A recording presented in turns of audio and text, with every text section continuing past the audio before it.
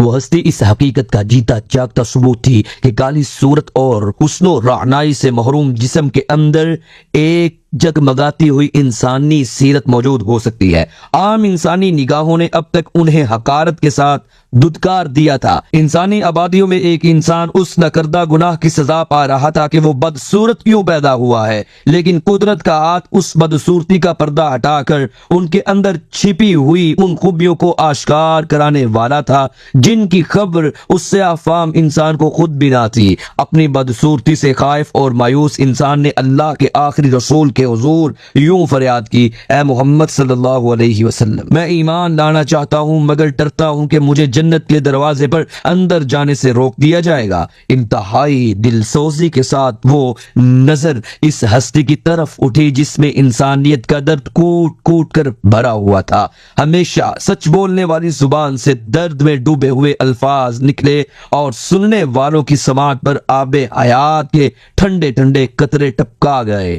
نہیں اے سعد، اللہ کی جنت کا دروازہ تمہارے لیے کھلا ہوا ہے، وہاں جانے سے تمہیں روکنے والا کوئی نہیں۔ اچھا؟ سعد الاسود کا منہ حیرت اور خوشی سے کھلا کا کھلا رہ گیا اور پھر بے اختیار کلمہ توحید کا پاکیزہ نعرہ ان کے سیاہ ہونٹوں سے بلند ہو گیا۔ کچھ دن بعد ایک بار پھر یہی انسان اللہ کے رسول صلی اللہ علیہ وسلم کے پاس کھڑا ہوا دیکھا گیا۔ ایک بار پھر اس کے چہرے سے مایوسی ٹپک رہی تھی۔ اے اللہ کے رسول، سعد الاسود نے دل ریشی کے ساتھ کہا، اسلام نے مجھ سے جنت کا وعدہ تو کیا ہے مگر دنیا بدستور تاریک ہی ہے۔ میں نکاح کا آرزو مند ہوں مگر کوئی شخص مجھے اپنی بیٹی دینے کے لیے تیار نہیں۔ حضرت صلی اللہ علیہ وسلم نے ٹوٹے ہوئے دل کی پکار کا جواب دیتے ہوئے فرمایا، جاؤ قبیلہ ثقیفہ کے 9 مسلم سردار عمر بن وہب کو اللہ کے رسول کا یہ فیصلہ سنا دو کہ اس کی بیٹی سعد الاسود کے نکاح میں دے دی گئی۔ سعد رضی اللہ عنہ حیران ہو گئے، یہ کیسے ممکن ہے کہ جس شخص کو کوئی معمولی خاندان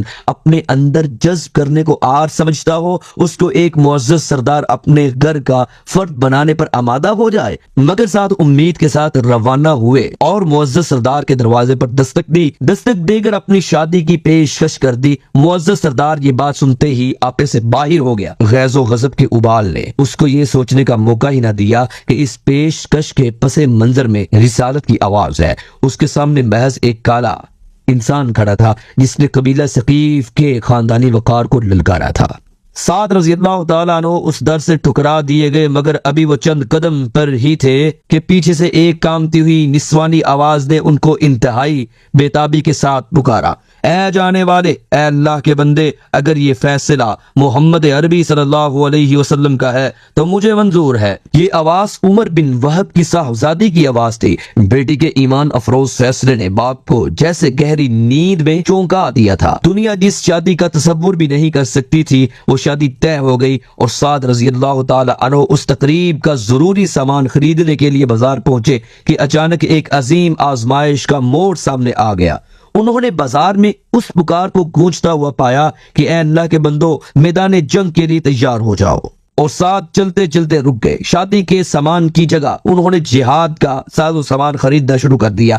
اب ان کی زندگی اس مقام پر تھی کہ جہاں موت ہی حسین آرزو تھی۔ اللہ کا بندہ اپنے رب کی ملاقات کے لیے بے قرار میدان جہاد میں ایک خوبصورت امامہ باندھے ہوئے جان دینے کے لیے بےتاب نظر آ رہا تھا، لیکن کوئی پہچان نہ سکا کہ وہ کون ہے۔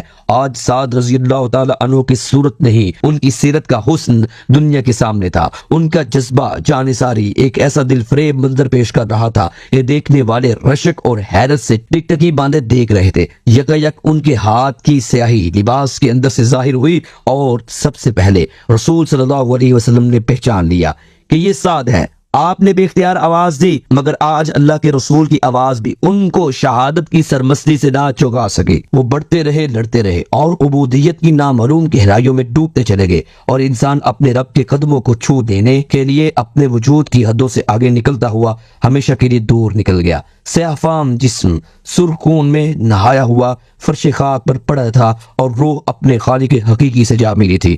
رسول اللہ صلی اللہ علیہ وسلم ان کی حسین لاش پر جھکے اور شدت جذبات سے بے جان ناش کو گھٹنوں پر رکھتے ہوئے فرمایا، اے قبیلہ ثقیف، اللہ نے اپنے سعد کو قبیلہ ثقیف کی بیٹی سے کہیں زیادہ حسین و خوبصورت دلہن عطا فرما دی ہے۔